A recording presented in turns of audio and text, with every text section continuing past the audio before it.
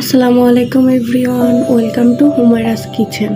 আজকে বানিয়ে দেখাবো তাল বড়া। প্রথমে নিয়ে নেব 2 কাপ চাউলের গুঁড়া, তারপরে নিয়ে নিব 1 কাপ ময়দা আর 1 কাপ মতো চিনিটা পরে আমার আরও লেগেছিল, 1 কাপই প্রথমে দিয়েছিলাম। তারপর স্বাদ মতন লবণ নিব। এবার নেব 1 কাপ তালটা আরও লাগতে পারে, আমার আরও লেগেছিল। এবার সুন্দর করে এটা মাখিয়ে নিতে হবে।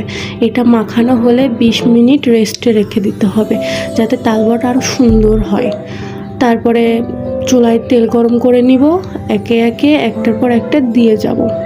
এটা খুব অল্প আঁচে বানাতে হবে, তারপরে যাতে পুড়ে না যায় লাল লাল করে ভেজে নিতে হবে। তারপরে একে একে সবগুলো উল্টে নিব। এই তো তাল বড়াটা প্রায় হয়ে গিয়েছে। এবার তাল বড়াটা তুলে নিব, তুলে একটা টিস্যুর উপর রাখবো যাতে বাকি তেলগুলা চুষে নেয়।